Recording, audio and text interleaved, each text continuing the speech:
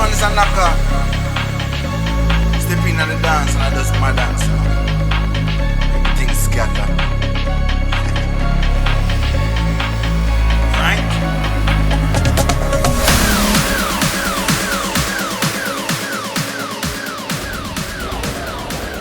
What's up guys, it's your boy John. We're back again here with another video. Today we're taking a look at the SEMA show 2023 and we are at the Dasaita booth, and you know I love Android head units. So let's move over, and now we had the Dasaita, you know, with the Android in-dash head units. If you guys didn't know, your car has radio, you want CarPlay, you want Android Auto, or you want more like a backup camera, you can retrofit your cars to have this. Even if it's 2023, you could also retrofit it. So I'll go into more of that right now.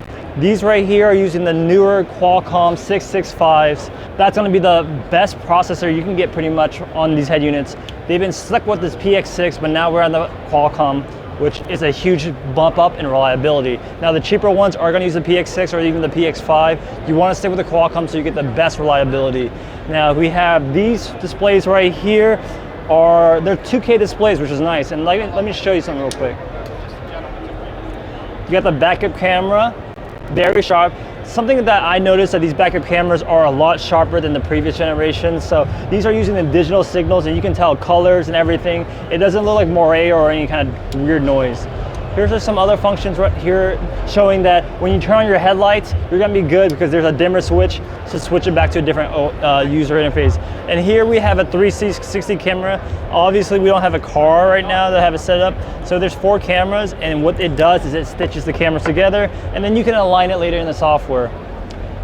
Again, here we have the 2K displays. These are all like universal in terms of double din. So if you see the back, if your car has like this kind of traditional setup, you'll be able to swap it in, and this kind of goes in front of the head unit. Now we also have webcams right here. Webcams, or rather like dash cams. So this is the one I use, and if you want to see more on the DSS X9s, I have it on my channel. It's a 4K and it has both front and rear cameras. That way you can, you know, well, in case someone crashes, you have the footage. You also have, let me show you something really cool here. There's a camera right here that's pointing out, and it's actually an AI camera where it can detect people. This can come in handy when you're obviously using a dash cam or you may be sleepy. It can alert you that it notices some people. So there's an AI camera, which is insane, which is super cool. Some more products right here. We have more dash cams. Now these are a little bit lower tier than their top of the line, but it's there. I've actually used this AI box. My car, I have a 2017 Acura NSX, and what's great about this is my car already has Android Auto, but it's not wireless or wired. This will make it wireless, which is nice. And I can also have it on like Netflix. The product's right here, and you can kind of see it's nice. It has HDMI and USB-C. You can have a mirror, which is also nice. It's more like a dash cam, something that you can think about. And these are more the universal setups, but now what about you if you already have a Honda Civic or a Honda Accord and you want that OEM look? Come follow me right here on the SEMA show. These are for the Toyota 4Runner. Depending on the style you like, these are traditional buttons that you can click, or we have capacitive touch buttons. Both have volume knobs. Now these shells are one of a kind to Dasaita, so Dasaita makes their own shells and molds and produces it for the consumer. So if you like this style, that style, it's there for you.